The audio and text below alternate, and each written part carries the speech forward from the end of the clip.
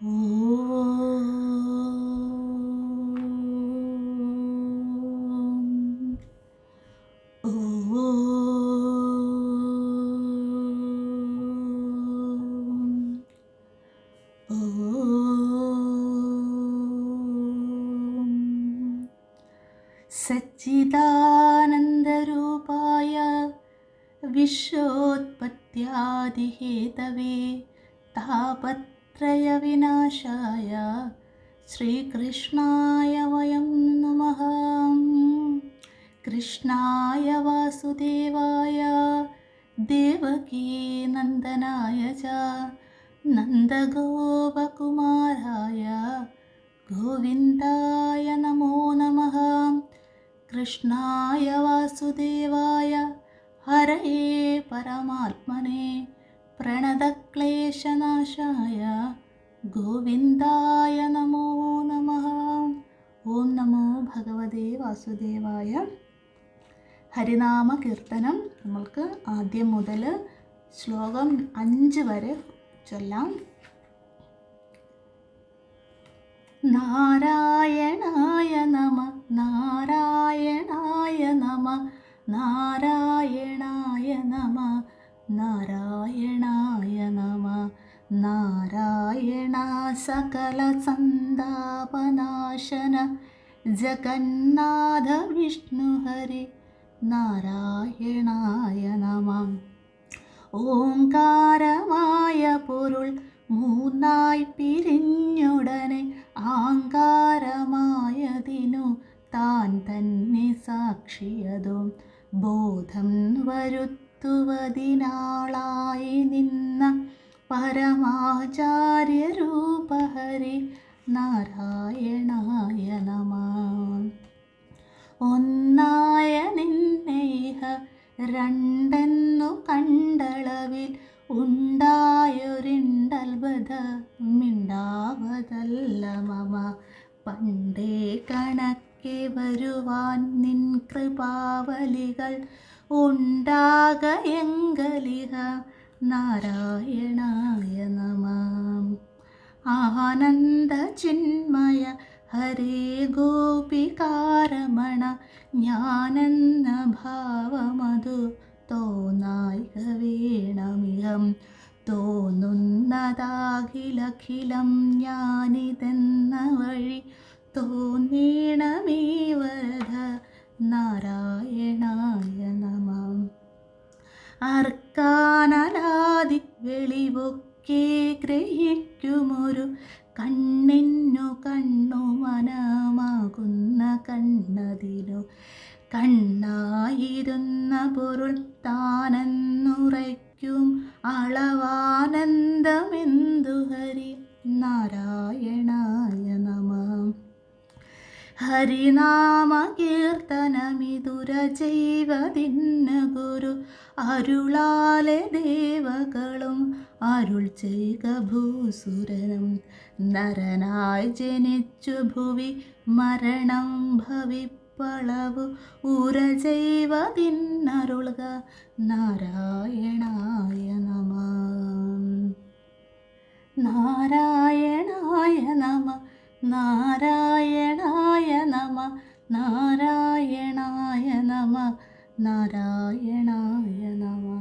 നാരായണ സകല സന്താപനാശന ജഗന്നാഥ വിഷ്ണുഹരി നാരായണായ നമ. ഗുരുപരമ്പരയുടെയും ഭഗവാൻ നാരായണൻ്റെയും ഗ്രന്ഥകർത്താവിൻ്റെയും പാദങ്ങളിൽ നമസ്കരിച്ചുകൊണ്ട് നമ്മൾക്ക് ഹരിനാമ കീർത്തന പഠനം തുടരാം. 6ാമത്തെ ശ്ലോകം.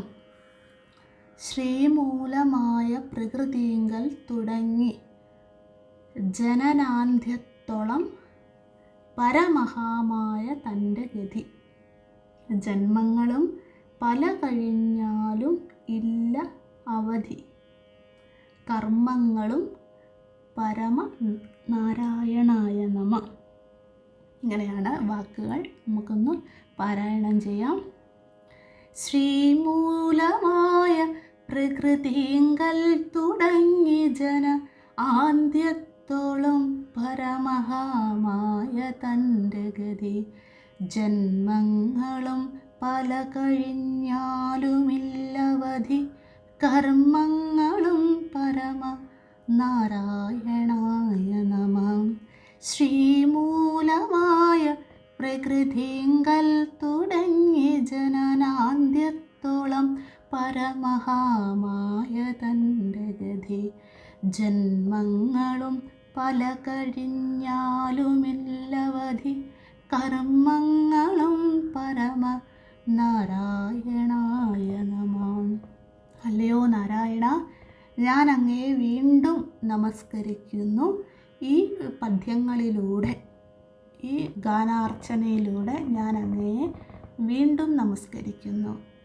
ഞാൻ എന്തിനു വീണ്ടും നമസ്കരിക്കുന്നു? അങ്ങയുടെ മൂല്യങ്ങൾ, വിശേഷണങ്ങൾ പറഞ്ഞെനിക്ക് മതിയാവുന്നില്ല. എന്നാൽ കഴിയും വിധം ഗുരുവിൻ്റെയും ഭൂസുരന്മാരുടെയും ദേവന്മാരുടെയും ഒക്കെ അനുഗ്രഹം കൊണ്ട് എൻ്റെ ഉള്ളിൽ തോന്നുന്ന വരികൾ ഞാൻ ഈ ഹരനാമകീർത്തനം എന്ന ഗ്രന്ഥത്തിൽ പറയുന്നു എന്ന് പറഞ്ഞുകൊണ്ടാണ് 5-ാമത്തെ ശ്ലോകം അവസാനിച്ചത്. ഈ ശ്ലോകത്തിൽ എന്ത് വിശേഷണങ്ങളാണ് ഭഗവാന് നൽകുന്നത്, നാരായണന് നൽകുന്നത് എന്ന് നമുക്ക് നോക്കാം. ശ്രീ മൂലമായ പ്രകൃതിങ്കൽ തുടങ്ങി.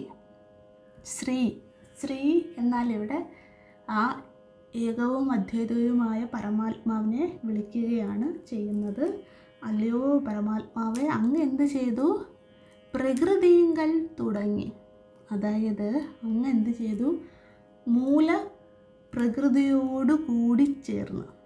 അതാണ് ശ്രീമൂലമായ പ്രകൃതിങ്കൽ തുടങ്ങി എന്ന വാക്കിൻ്റെ അർത്ഥം. അതായത് പരമാത്മാവ് സൃഷ്ടിക്ക് മുമ്പ് ആ അദ്വൈത സ്വരൂപിയായിരുന്നു. പിന്നെ എന്ത് തന്നെ ഭഗവാനും ഞാൻ പലതാകട്ടെ എന്നുള്ള ചിന്തയുണ്ടായി. അങ്ങനെയാണ് സൃഷ്ടി ആരംഭിക്കുന്നത്. ആ സൃഷ്ടി സമയത്ത് പരമാത്മാവ് എന്ത് ചെയ്തു? എനിക്ക് ഒറ്റയ്ക്ക് സൃഷ്ടിക്കാൻ സാധിക്കില്ല, ഞാൻ മായ എന്ന രൂപത്തെയും കൂടെ കൈക്കൊണ്ടുകൊണ്ട് മായാസഹിതനായി രണ്ടായി മാറിയാലേ എനിക്ക് സൃഷ്ടി നടത്താൻ സാധിക്കൂ എന്നുള്ള സങ്കല്പമുണ്ടായി. അങ്ങനെ പരമാത്മാവ് എന്ത് ചെയ്തു? ആ ശ്രീ ആയിരുന്നവൻ, ഏകമായിരുന്നവൻ രണ്ടായി മാറി. അതാണ് മൂലപ്രകൃതി എന്ന വാക്കുകൊണ്ട് ഇവിടെ എഴുത്തച്ഛൻ ഉദ്ദേശിക്കുന്നത്. അതായത് മഹാമായ എന്നതാണ് അർത്ഥമാക്കുന്നത്. അപ്പോൾ പരമാത്മാവും മായാസഹിതനായിക്കൊണ്ട് തുടങ്ങി, അത് ആരംഭിച്ചു. അപ്പോൾ മായയുടെ സഹായത്തോടുകൂടി എന്തു തുടങ്ങി? പ്രപഞ്ച സൃഷ്ടി, ലോക സൃഷ്ടി, ബ്രഹ്മാണ്ഡ സൃഷ്ടി ആരംഭിച്ചു. എന്നിട്ട് ആ സൃഷ്ടിക്ക് ശേഷം എന്താ? ജനനാന്ത്യത്തോളം ഈ പ്രപഞ്ചത്തിൽ പിന്നെ എന്താ? ജനങ്ങളെ, ഇവിടെ ജീവാത്മാക്കളെ, സർവചരാചരങ്ങളെ, ഇവിടെ ജനം എന്നതുകൊണ്ട് മനുഷ്യൻ എന്നുള്ള അർത്ഥമല്ല, ഇവിടെ സർവ പ്രാണിവർഗങ്ങളെയും സർവജീവരാശികളെയും എന്ത് ചെയ്തു? അവരെ ഈ പ്രപഞ്ച സൃഷ്ടിയിൽ മായയോടുകൂടി സൃഷ്ടിച്ച ഈ പ്രകൃതിയിൽ, പ്രപഞ്ചത്തിൽ അവരെയും സൃഷ്ടിച്ചു. എന്നിട്ട് എന്ത് ചെയ്തു? ഞാനും അതിൻ്റെ ഒരു ഭാഗമായിപ്പോയി. ഇത് അങ്ങയുടെ പരമമായ മായ തന്നെയാണ് ഭഗവാനെ. പരമഹാമായ, നിൻ്റെ പരമമായ, ഏറ്റവും പരമമായ, ഏറ്റവും ഉത്കൃഷ്ടമായ, ശ്രേഷ്ഠമായ അങ്ങയുടെ ഒരു മായാലീലയാണ് അല്ലയോ നാരായണ ഈ പ്രപഞ്ച സൃഷ്ടി. ഇതിൽ സർവജീവരാശികളും ഈ മായയ്ക്കുള്ളിലാണ്. ഇതിൽ നിന്നും പുറത്തു കിടക്കാൻ സാധിക്കുന്നില്ല ഭഗവാനെ. ആണ് എൻ്റെ ഗതി. ഇപ്പോൾ ഇതാണ്,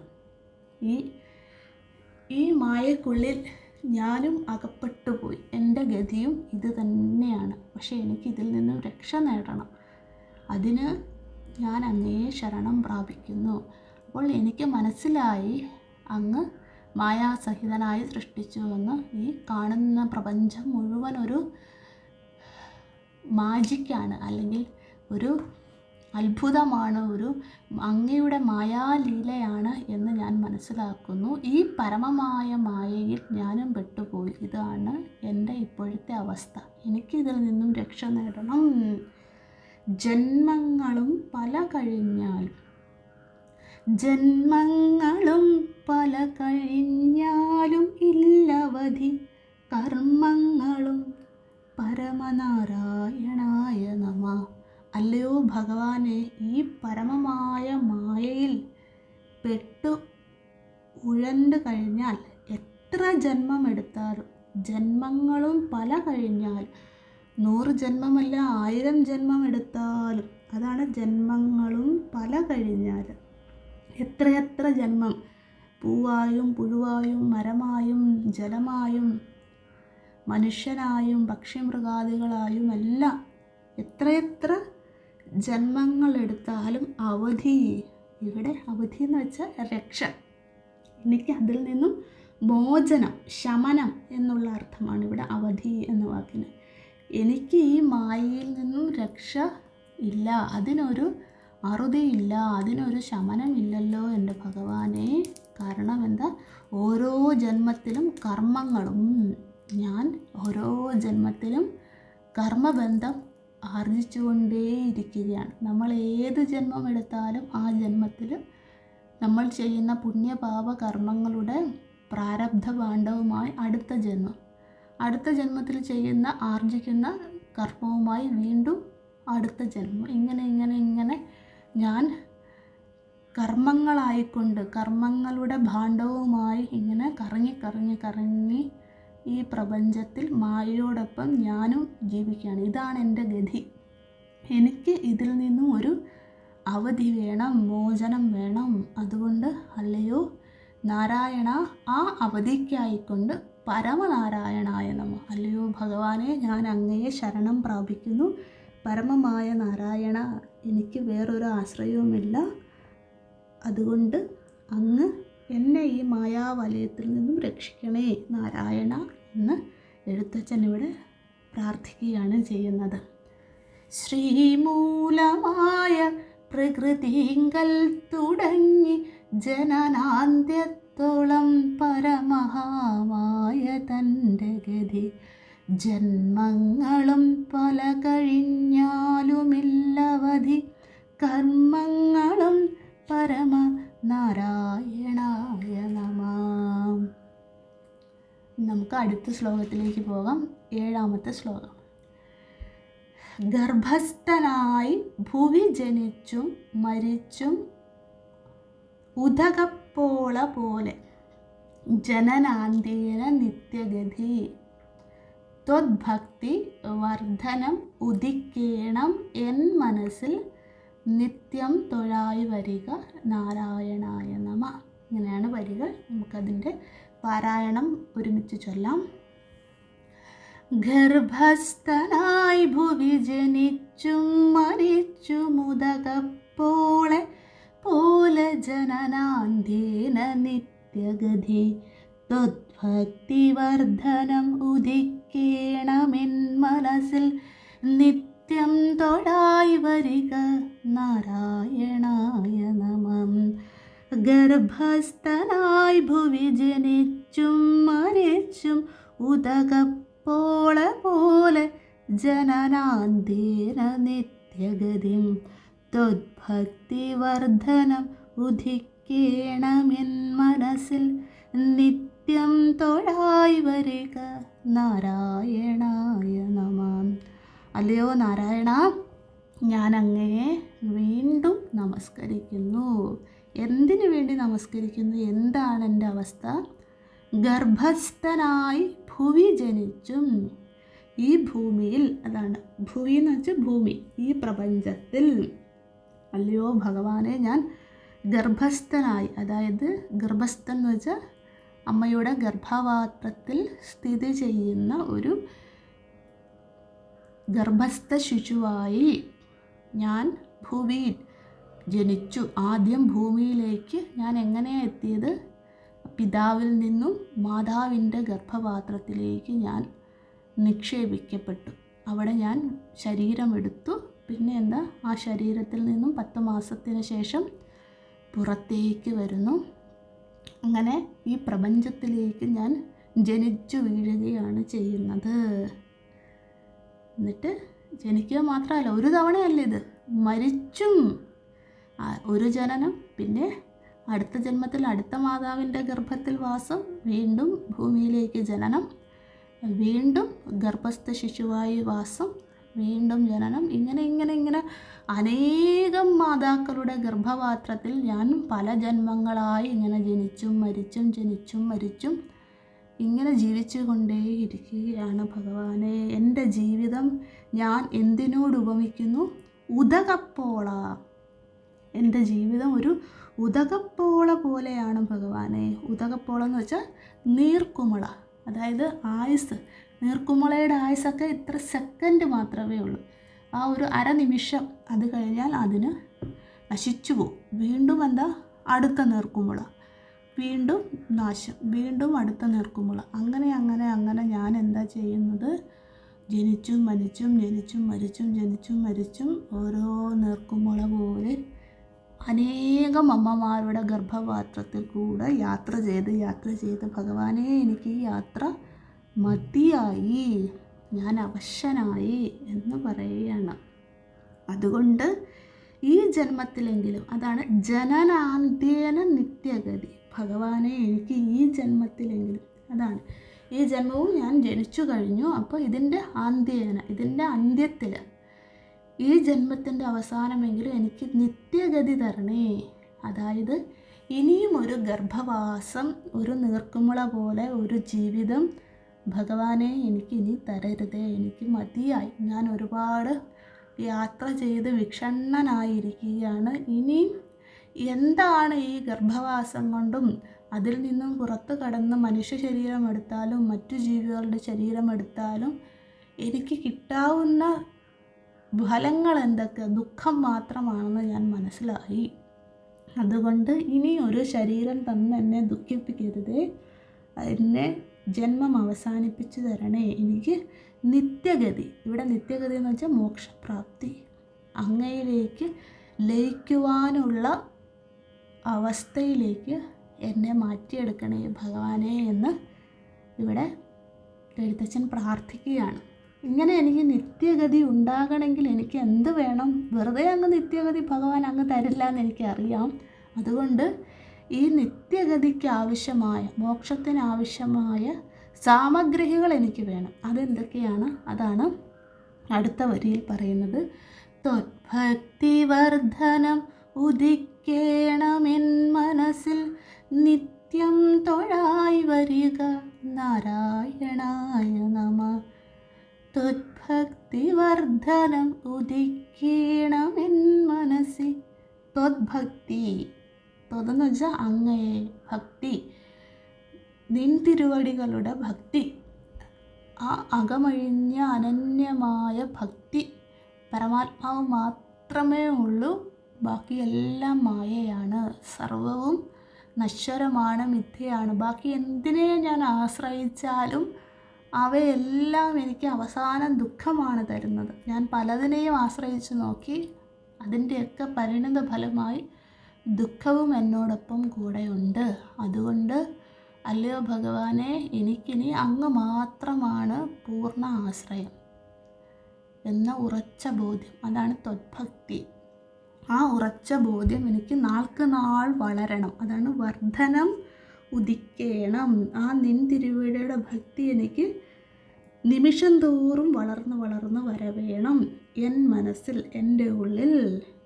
അതിനായിക്കൊണ്ട് എനിക്ക് ഭക്തി തന്നെന്നെ രക്ഷിക്കണേ നാരായണ. അതിനായിക്കൊണ്ട് നിത്യം തൊഴായി അങ്ങേ ഞാൻ നിത്യവും പ്രണമിക്കാം, നിത്യവും നമസ്കരിക്കാം. നാരായണായ നമ, നാരായണായ നമ, നാരായണായ നമ എന്ന് പറഞ്ഞ് ഞാൻ അങ്ങയെ നിത്യവും നമസ്കരിച്ചോളാം.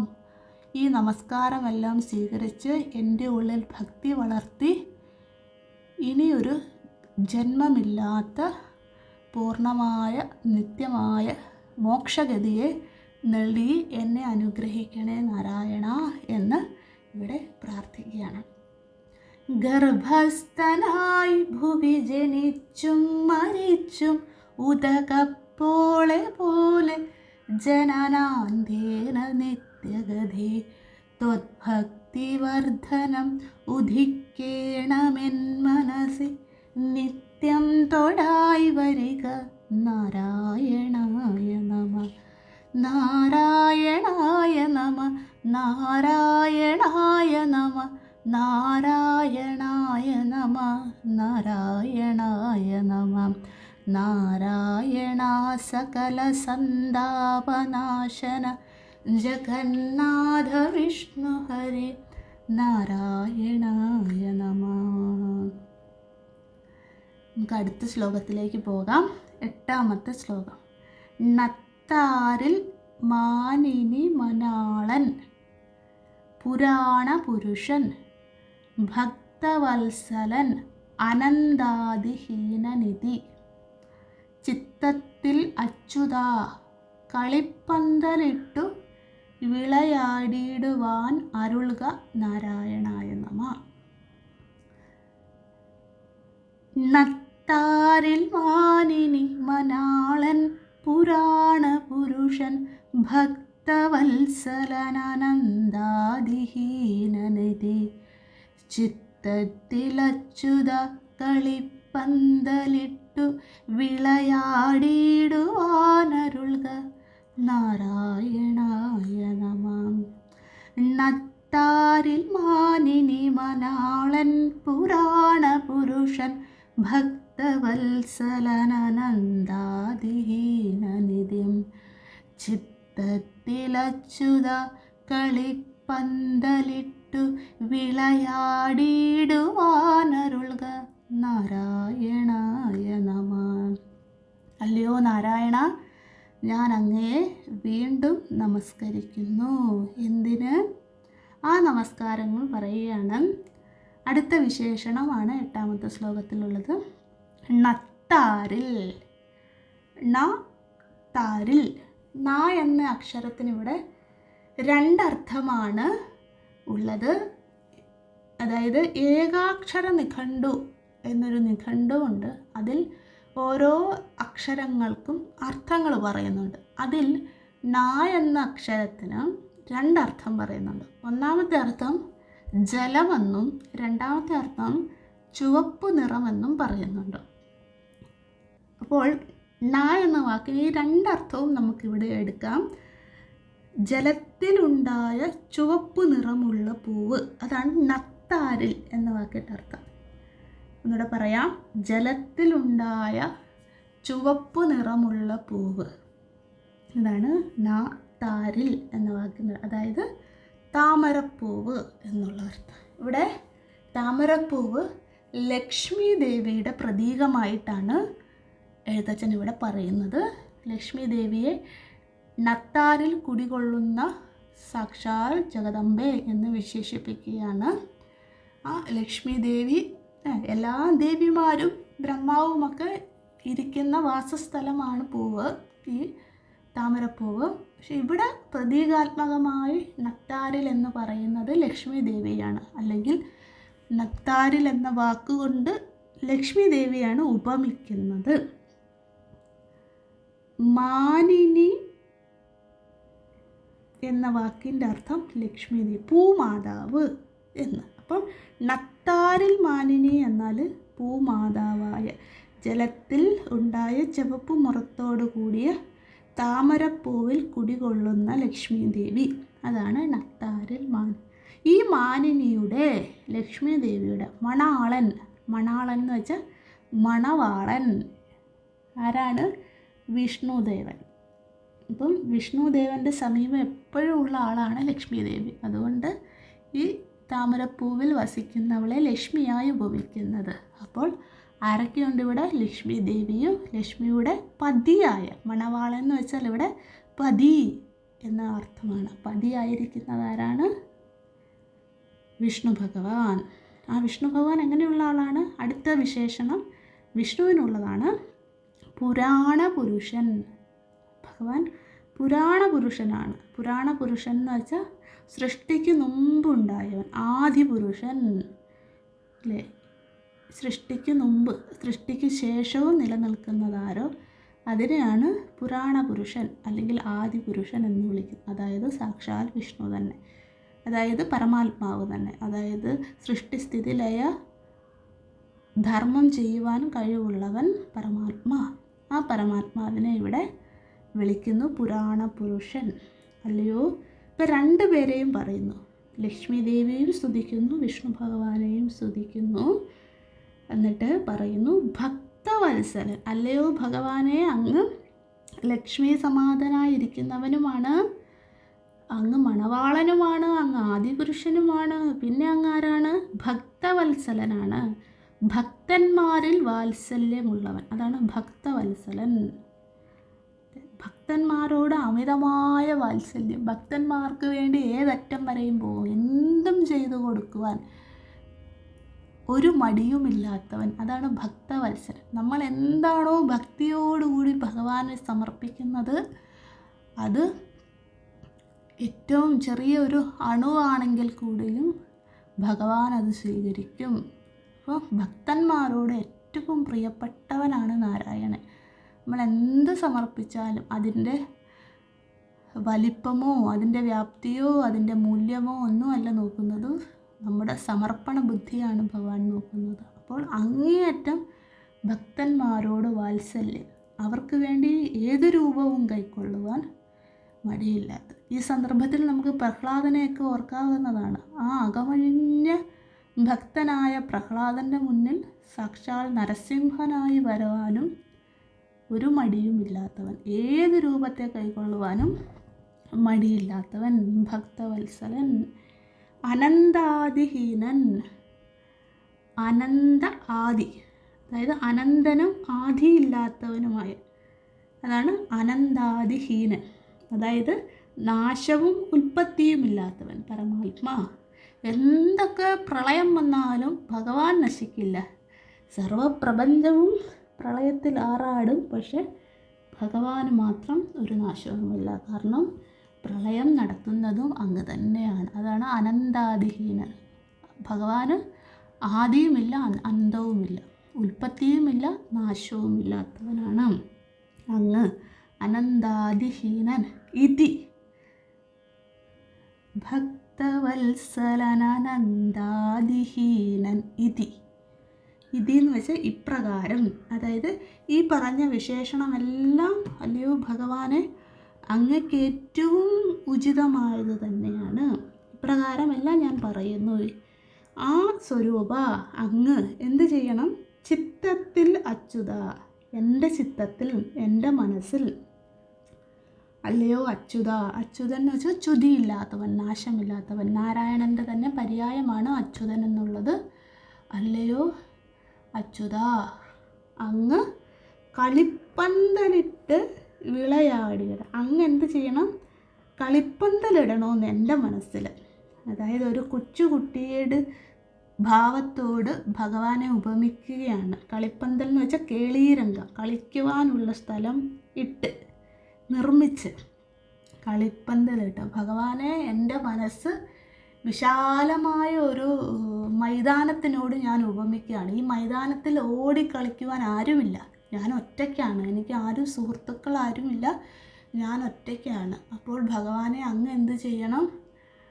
അങ്ങ് എൻ്റെ ഉള്ളിൽ വരണം. അവിടെ ഒരു കളിപ്പന്തലിട്ടിട്ട് എനിക്ക് കളിക്കൂട്ടുകാരനായി, എൻ്റെ സുഹൃത്തായി, സഹാവായി, എൻ്റെ രക്ഷകനായി, എൻ്റെ പരിപാലകനായി, എനിക്കെന്തും തുറന്നു പറയുവാൻ സാധിക്കുന്ന എൻ്റെ വാത്സല്യനിധിയായി അങ്ങ് എൻ്റെ ഉള്ളിൽ വരണേ. എനിക്ക് വേറെ ആരും ആശ്രയമില്ല ഭഗവാനെ, അങ്ങ് മാത്രമേ എനിക്ക് ആശ്രയമായിട്ടുള്ളൂ. അതുകൊണ്ട് അല്ലയോ നാരായണ ലക്ഷ്മിപദേ, അങ്ങ് ലക്ഷ്മി സമേതനായി എൻ്റെ മനസ്സിൽ കുടികൊള്ളണേ. എനിക്ക് വേറെ ഒന്നും തരാനില്ല, എനിക്ക് വേറെ നിവേദ്യങ്ങളൊന്നുമില്ല. ഞാൻ എന്നെ തന്നെ അങ്ങിൽ സമർപ്പിക്കുന്നു. എൻ്റെ മനസ്സിൽ അങ്ങ് കുടികൊള്ളണേ നാരായണ. വിളയാടിയിടുവാൻ അരുളുക, അങ്ങ് വന്ന് വിളയാടണേ, അങ്ങ് വന്ന് കുടിയിരിക്കണേ നാരായണ. വിളയാടിയിടുവാൻ അരുളുക, അരുളുക എന്ന് വെച്ചാൽ അനുഗ്രഹിക്കണേ. എൻ്റെ ഉള്ളിൽ വന്ന് കുടിയിരുന്ന് എനിക്ക് നിത്യഗതിയാകുന്ന മോക്ഷഗതിയെ നൽകി എന്നെ അനുഗ്രഹിക്കണേ നാരായണ. അതിനായിക്കൊണ്ട്, ആ മോക്ഷപ്രാപ്തിക്കായിക്കൊണ്ട്, അങ്ങയുടെ സാമീപ്യത്തിനായിക്കൊണ്ട്, അനുഗ്രഹത്തിനായിക്കൊണ്ട് ഞാൻ അങ്ങയെ നമസ്കരിക്കുന്നു. ഭക്താരിൽ മാനിനി മനാളൻ പുരാണ പുരുഷൻ ഭക്തവത്സലനന്ദാതിഹീനനിധി ചിത്തത്തിലച്യുത കളിപ്പന്തലിട്ടു വിളയാടിയിടുവാനരുൾക നാരായണായ നമഃ നാരായണായ നമഃ നാരായണായ നമഃ നാരായണായ നമഃ നാരായണായ നമഃ നാരായണ സകല സന്താപനാശന ജഗന്നാഥ വിഷ്ണു ഹരി നാരായണായ നമഃ. എല്ലാ സജ്ജനങ്ങൾക്കും ഭഗവാൻ നാരായണൻ്റെയും എഴുത്തച്ഛൻ്റെയും അനുഗ്രഹമുണ്ടാവട്ടെ എന്ന് പ്രാർത്ഥിച്ചുകൊണ്ട് ഇന്നത്തെ ക്ലാസ് നമുക്ക് അവസാനിപ്പിക്കാം. ബാക്കിയുള്ള ശ്ലോകങ്ങളുടെ അർത്ഥം ഇനി വരുന്ന ക്ലാസ്സുകളിൽ കാണാം. എല്ലാവർക്കും പ്രണാമം. ഓം ശാന്തി ശാന്തി ശാന്തി. ഹരി ഓം. ശ്രീ ഗുരുഭ്യോ നമഃ. ഹരി ഓം.